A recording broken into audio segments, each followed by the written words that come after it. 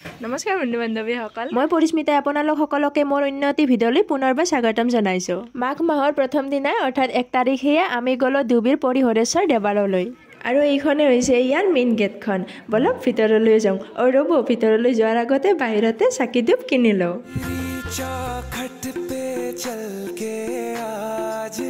চাকি ধূপখিনি লৈ এয়া ভিতৰলৈ সোমাই আহিলোঁ। কিমান যে মানুহ হৈছে বাপৰে! আজি তাতো আৰু 1 তাৰিখ, মানুহ বহুত বেছিয়ে হৈছে। চাকি জ্বলাই থাকোঁতেও যে ইমান মানুহ, আমি জাগাই পোৱা নাই চাকি জ্বলাবলৈ। এয়া পাছফালে ৰখি আছোঁ।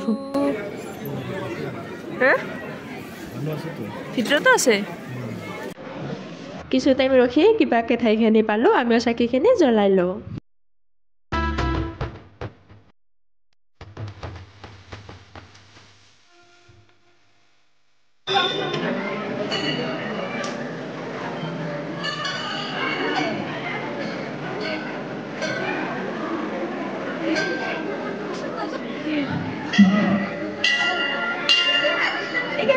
ধূপে জ্বলাইছিলা না?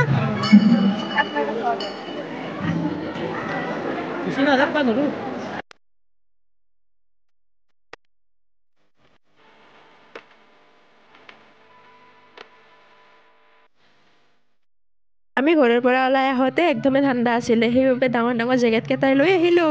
পিছে এতিয়া ৰ'দো দিলে, ইফালে মানুহৰ হেঁচা ঠেলাও, এতিয়া গৰম উঠি জেকেট ক'ত থওঁ ক'ত নথওঁ। ইমান কষ্ট কৰি আহি মন্দিৰৰ ভিতৰতো দৰ্শন নকৰিলে কেনেকৈ হ'ব? এয়া মন্দিৰৰ ভিতৰৰ পৰিৱেশ দেখিছেনে? মন্দিৰৰ ভিতৰলৈ লাইনটো কিমান দীঘল হৈছে। এনেকৈ এটা এটাকৈ যাব লাগিব, মন্দিৰ দৰ্শন কৰিব লাগিব। এটাকে আগে আছোঁ। কোনদিনা পাওঁ?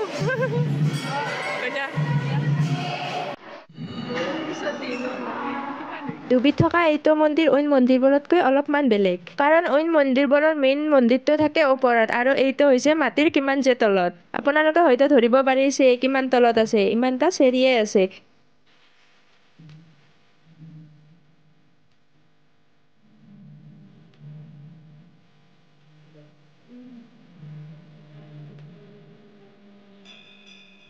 এয়া আমি গোটেইকেইটা মন্দিৰত সেৱা কৰি ওলাই আহিলোঁ। এইফালে ভিডিঅ' কৰি আছোঁ, চুনুই কিন্তু ফটো উঠা বুলি প'জ দি আছে। এইফালে মন্দিৰৰ এটা চাইডত প্ৰসাদ দি আছে, আমিও ল'লোঁ আৰু প্ৰসাদ খালোঁ। ইয়াৰ পৰিৱেশটো বহুত বেছিয়ে ধুনীয়া। ৰ'ব আপোনালোকক একবাৰ চাৰিওফালৰ পৰিৱেশটো দেখাই আছোঁ। মন্দিৰটোৰ এটা চাইড আছিল সেইখিনি আৰু মন্দিৰটোৰ এটা চাইড হৈছে এইখিনি। মন্দিৰটোৰ কাষতে এয়া এটা পুখুৰীও আছে।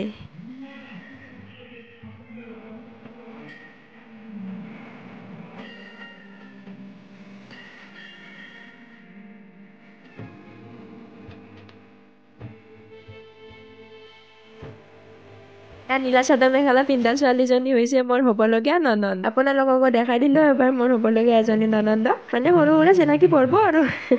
আৰু আজি মই আৰু মোৰ মানুহজনে মিলাই ড্ৰেছ কৰি আহিছোঁ গ্ৰীণ।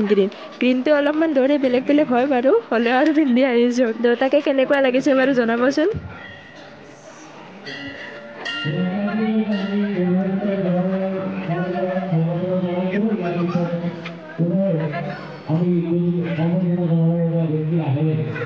আমি ছোৱালী মানুহ যে ষ্টেচনাৰী বস্তু দেখিলে ৰ'বই নোৱাৰোঁ, সেইবাবে আহিলোঁ আৰু দুটামান সৰু সুৰা কিবা কিবি বস্তু কিনিলোঁ বাৰু।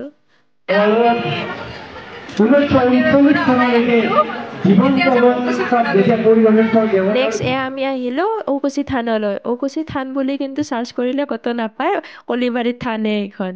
সেইখন আছিলে মেইন গেটখন আৰু আমি এয়া এতিয়া বৰ্তমান ভিতৰত, আৰু ভিতৰৰ বাকীখিনিও আপোনালোকক দেখাই আছোঁ। আৰু এইটো হৈছে মন্দিৰটোৰ ভিতৰৰ পৰিৱেশটো। এই থানখনৰ বিশেষ বস্তুটোৱে হৈছে গছডাল, যিহেতু এছিয়াৰ 2য় বৃহত্তম গছ এইডাল। আৰু এই থানখন বজালী ডিষ্ট্ৰিক্টৰ জালিঘাটা নামৰ ঠাইখিনিত আছে। যিসকল ইয়াৰ ওচৰ পাজৰৰ বা যিসকলে ইয়ালৈ আহিছে তেওঁলোকেতো জানেয়ে, কিন্তু যিসকলে অহা নাই বা ইয়াৰ পৰা বহুত দূৰত তেওঁলোকক জনাই দিলোঁ, কাৰণ ঠাইখিনি বহুত বেছিয়ে ধুনীয়া, আহি বহুত বেছিয়ে ভাল লাগে।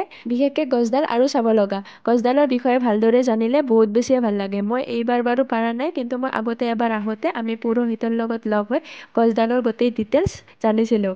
বহুত বেছি ভাল লাগিল। মই আপোনালোককো পাৰাখিনি দেখাই আছোঁ এবাৰ।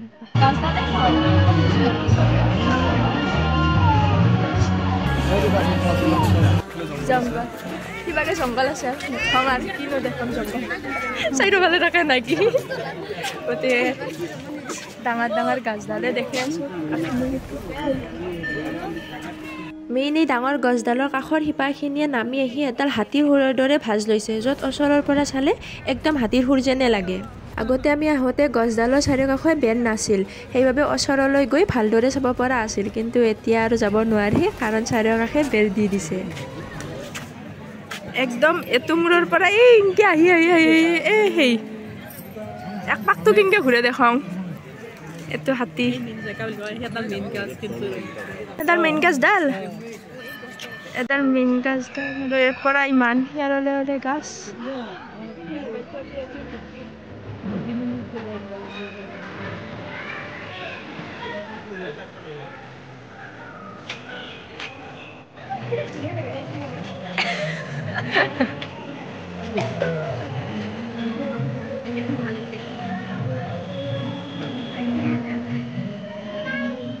কেমেৰাত মই গোটেই গাছডাল কভাৰে কৰিব পৰা নাই, যিমানখিনি পাৰোঁ আপোনালোকক দেখালোঁ আৰু এইফালে চলি আছে আমাৰ অলপমান ফটোশ্বুট। ইয়াত উঠা ফটোবোৰ যদি চাব বিচাৰে মই অলৰেডি ইনষ্টাগ্ৰাম আৰু ফেচবুকত মই শ্বেয়াৰ কৰিছোঁ, আপোনালোকে গৈ চাব পাৰে, আৰু ইনষ্টাগ্ৰাম আৰু ফেচবুক আইডি তলত দিয়া আছে।